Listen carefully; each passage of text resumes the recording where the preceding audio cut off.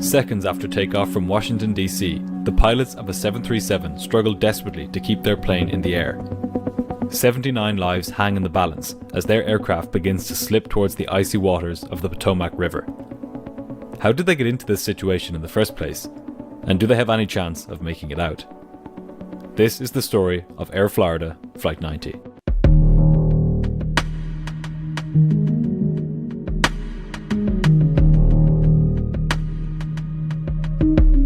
On a wintry afternoon in January of 1982, 74 passengers and 5 crew boarded Air Florida Flight 90 at Washington, D.C.'s Reagan Airport.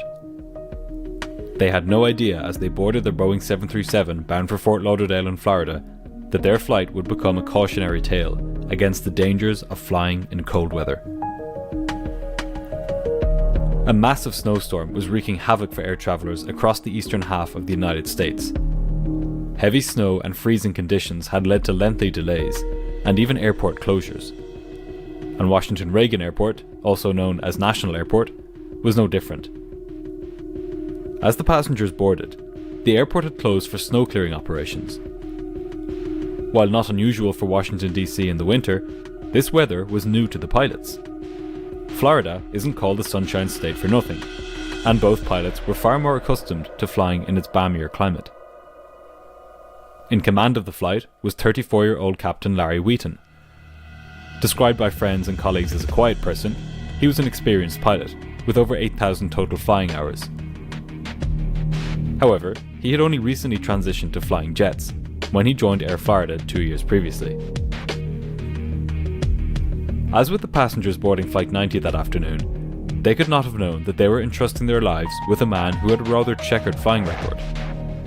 In May of 1980, just 2 years previously, Wheaton had been suspended from flying after his performance was found to be unsatisfactory in the following important areas: adherence to regulations, checklist usage, flight procedures such as departures and cruise control, and approaches and landings.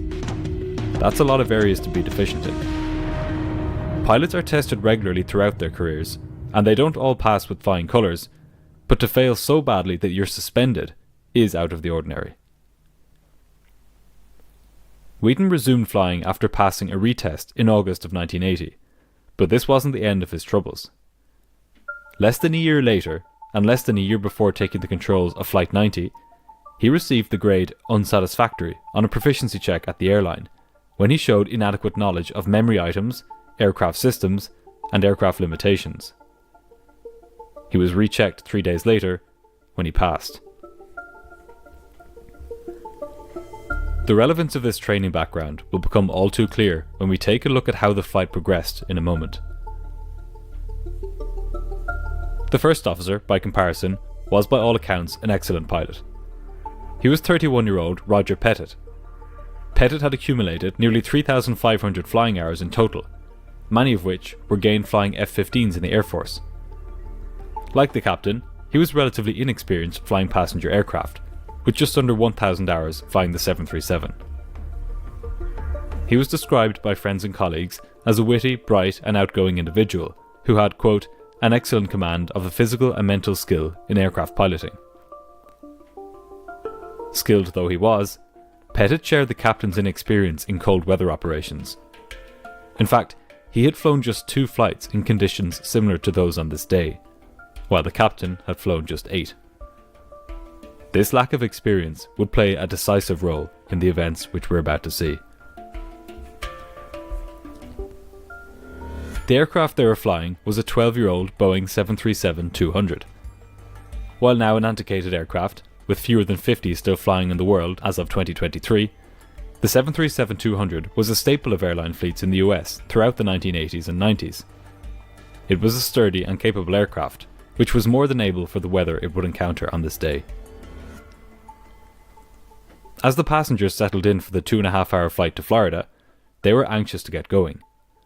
The flight was originally supposed to depart at 2:15, but with the runway closed until 2:30, they would have to wait a while longer. And as they waited, a thick layer of snow had begun accumulating on the wings. This kind of weather is some of the most dangerous that an aircraft can encounter, far more so than turbulence or high winds. The whole reason that planes can fly in the first place is because of the very particular shape of their wings. As such, even a small amount of ice on the wings can change the shape enough to make the plane unflyable. For this reason, with 10 minutes to go until the runway was due to reopen, Captain Wheaton called for the de-icing crew to come and spray down the aircraft. De-icing involves spraying the skin of the aircraft with a hot solution of glycol and water. This melts away any snow and ice which had accumulated on the wings and tail, and prevents more ice from forming. However, in extremely cold and snowy weather like this, a coating of de-icing fluid only lasts so long.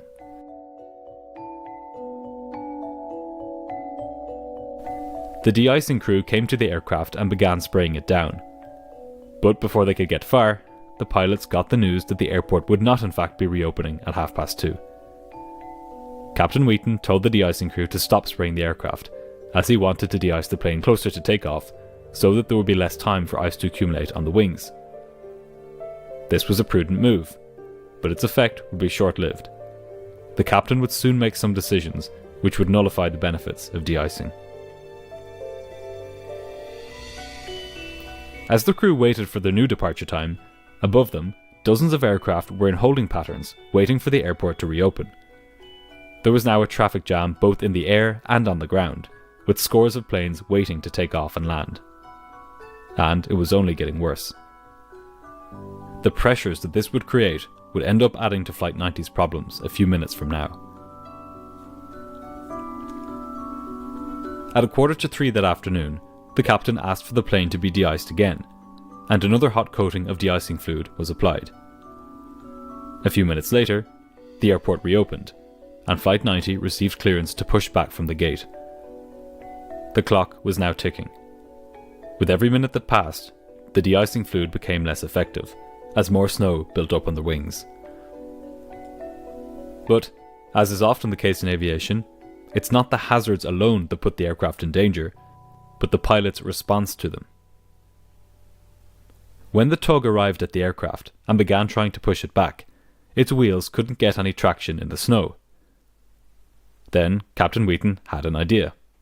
And for reasons we'll soon see, it would end up being one of the worst ideas of his career. He proposed to the tug operator that he would use the engine's reverse thrust to help push the aircraft back. The American Airlines tug operator told the captain that this was against American Airlines ground procedures in the snow. But the captain didn't care. He put the engines into reverse thrust and powered them up, blasting slush and snow forwards, in an attempt to help the tug operator push the aircraft back. This had a highly dangerous effect, completely unbeknownst to either pilot. It melted some of the snow on the wings and redirected it forward onto the leading edge of the wings and on top of the engines, where it would refreeze as ice. Ice is far more dangerous than snow. And to top it off, this technique didn't even work. The plane wouldn't budge. The captain shut down the engines and waited for a properly equipped tug to arrive. When it did, 10 minutes later, the plane was pushed back as normal, and the engines were started. But every second that passed, the water which was dripping down the leading edge of the wings was beginning to freeze.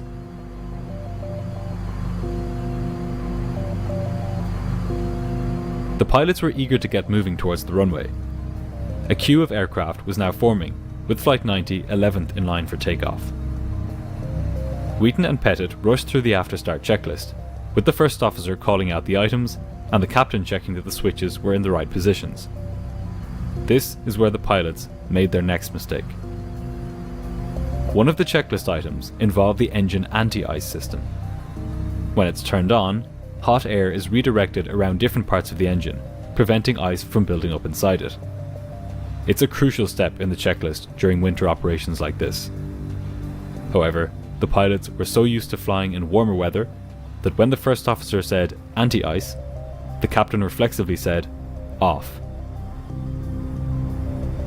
Neither pilot stopped to consider whether it made sense that in weather like this, the engine anti-ice system should be off. Indeed, if either of them had been asked about this on a test, or during a simulator scenario involving cold weather, they would not have made this mistake at all. But in the moment, they were going through the checklist almost out of muscle memory. They were speaking without thinking, and hearing without listening. Flight 90 now edged ever closer to disaster.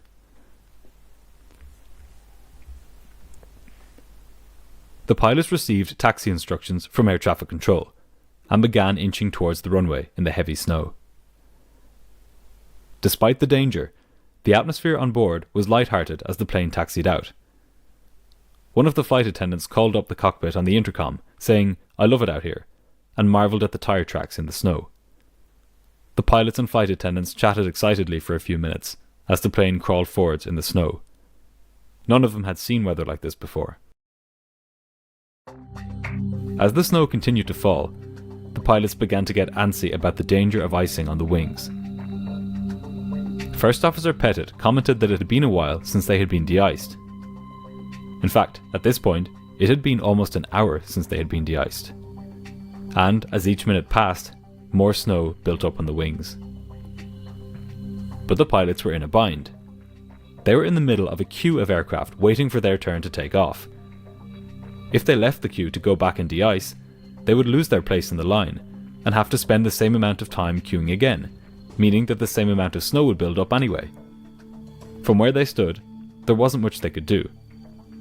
And besides, there were a dozen aircraft in front of them, each of which seemed to be taking off without issue. The captain turned around to look out behind him at the left wing, which he saw was covered in about a quarter to a half an inch of snow. The first officer looked back out his window and saw the same thing on his wing. But just then, as they inched forwards in the snow, Captain Wheaton had his second less than stellar idea of the day. In the line in front of him was a Douglas DC-9. The captain figured that with its rear-mounted engines, it would be able to blast some of the snow off the wings of his aircraft. He told his idea to the first officer, who said that it didn't really matter, because the snow would be blown off the tops of the wings anyway as they accelerated down the runway. And the sad truth was that he was right.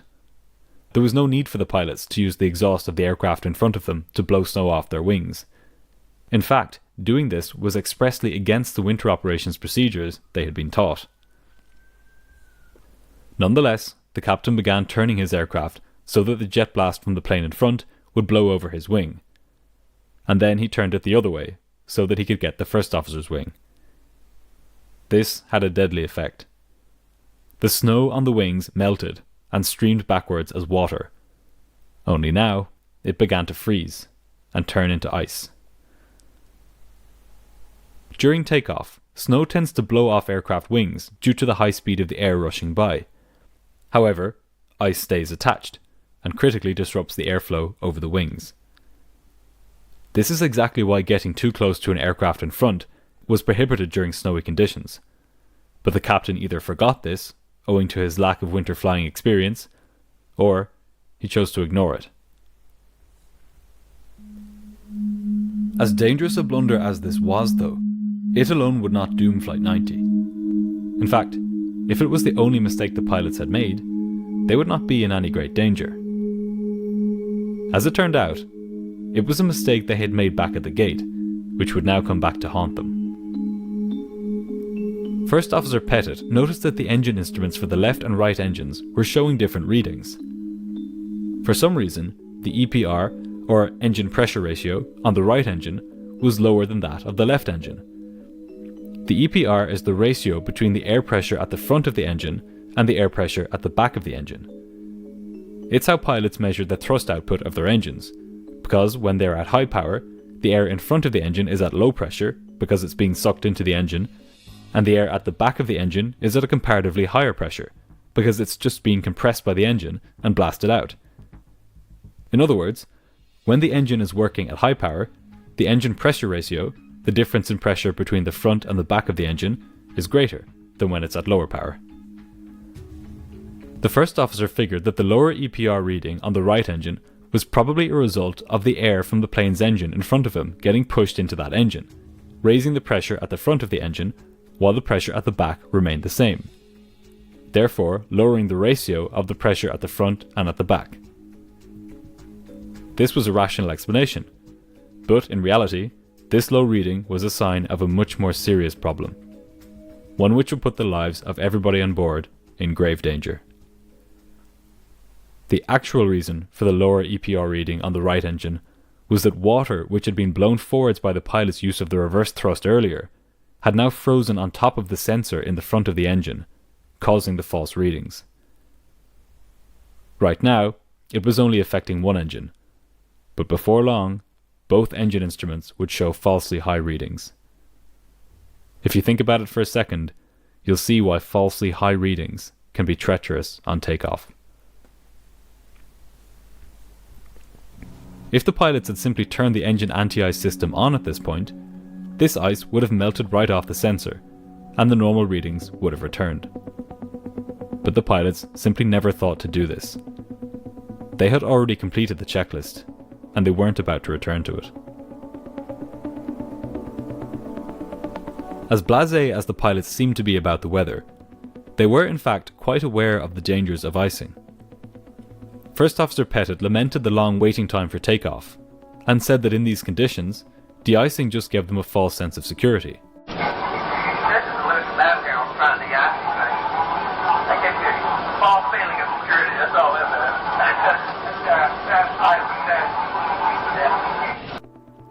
The captain agreed, and said that really, there should be a de-icing booth just before the runway. The first officer seconded this idea, which he likened to a car wash, which planes could simply pass through just before lining up on the runway. This kind of system would in fact end up being adopted by airports in the following years, but unfortunately for the passengers and crew of Flight 90, it did not exist in 1982. As the plane slowly crawled forwards in the snow, the pilots continued chatting. The first officer commented about how the school kids must be delighted that they'd be off school tomorrow with all the snow. Both pilots were oblivious to the danger they were in. Ice had now blocked the sensors on both engines and caused them to display falsely high readings. Ice had also begun forming on the wings, and crucially, it had started to build up on the wing tips, which, on the 737, gave the plane some unusual and dangerous flying characteristics. The ice on the wingtips dramatically reduced the lift that they could provide, meaning that the wing roots would provide proportionally more lift. And because the wings on jet aircraft are swept backwards, a greater amount of lift at the wing roots means the centre of lift, which conceptually speaking is similar to the centre of gravity but just in the upward direction, moves forwards. This means that on takeoff, the plane would pitch up abruptly, catching the pilots by surprise. Meanwhile, the controller was still dealing with the scores of planes still on their way into the airport. He was keeping them close together on approach, so that he could get as many on the ground as possible and ease congestion in the air. Flight 90 had now reached the front of the queue, and the controller wanted to get it airborne as soon as possible. The pressure was on for all involved. Captain Wheaton handed over control to the first officer, who was cleared to line up on the runway. The controller told the pilots to be ready for an immediate departure, as there was an aircraft coming in to land just behind them. Pettit briefed the departure. I'll put it back to about 1.55. The first officer was saying that after takeoff, he would keep the engines at high power to counteract the ice on the wings.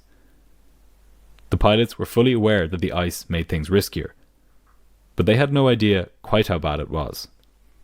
The controller told the plane on final approach to reduce its speed, as the Air Florida plane was now on the runway. This was against regulations, as planes should never be so close together that a plane on final approach needs to be asked to reduce its speed in order to avoid a collision. The controller then cleared Flight 90 for an immediate takeoff. The first officer pushed the throttles to take off thrust, but the engine indications swung way past the power he set. The captain chalked this up to it being really cold outside.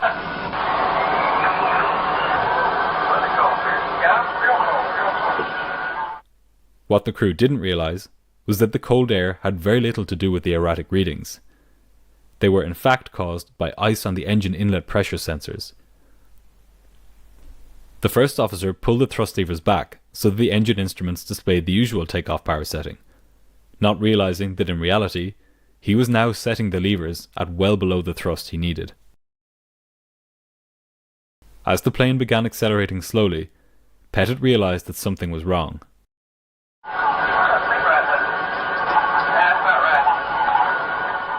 He could see that even though the EPR readings looked correct, the other engine instruments showed strange readings.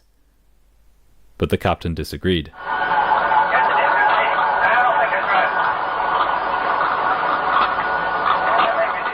The first officer was right. The engine instruments were off. His plane was accelerating much more slowly than normal. But the captain was eager to get the plane into the air. The passenger jet close behind them had just been cleared to land.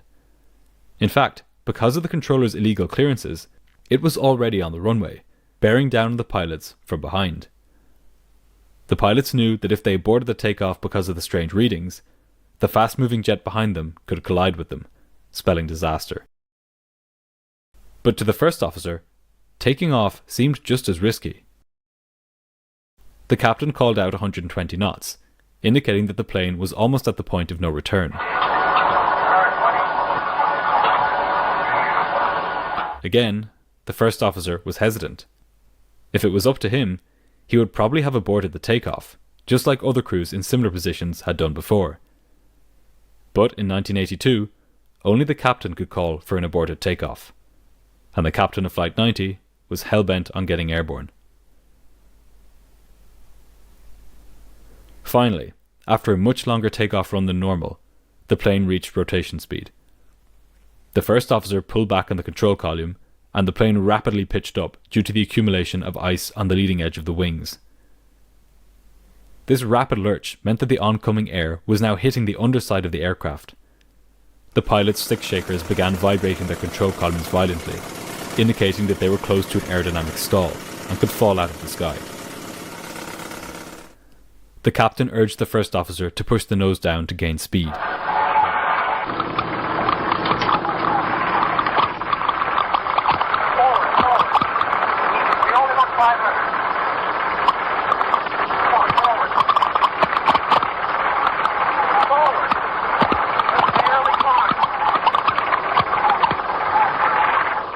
But it was no good. With the engines set to low power and a layer of ice on the wings, there was no way the plane was going to climb.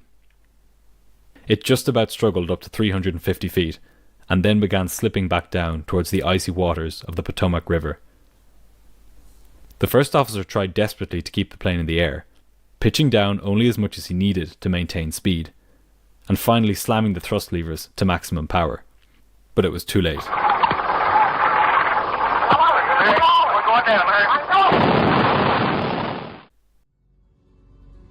At 1 minute past 4 that afternoon, Air Florida Flight 90 smashed into the 14th Street Bridge connecting Washington and Arlington, and then plunged into the icy river below.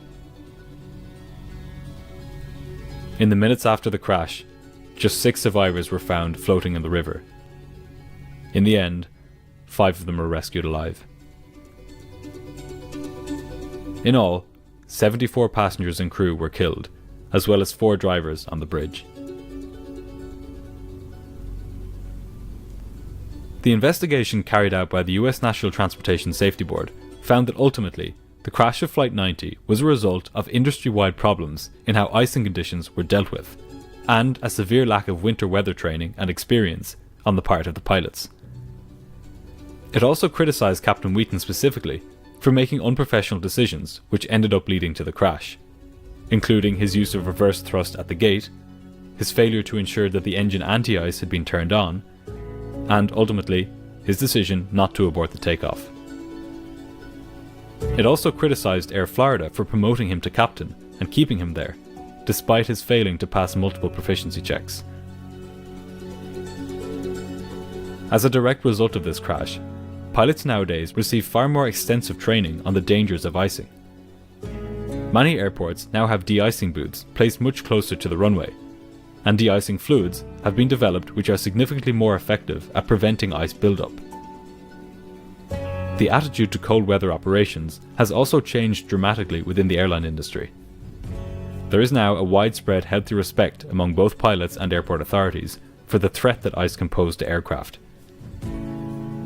These changes have made sure that winter operations nowadays are much safer than they were in previous decades, and accidents like this are nowadays almost non-existent. Special thanks to the Patreon and YouTube members for helping to make this video possible. If you'd like to see more of these videos, it would really help if you could support the channel on Patreon. I've put the link here on screen. I'd especially like to thank Joey, Steve Wilcox and Simon Burbage for their very generous support. Green Dot Aviation now has a Discord server, so if you'd like to join a growing community of people discussing all things aviation, just tap the link in the video description and I'll see you there. Thanks again for watching, and I'll see you soon for the next episode.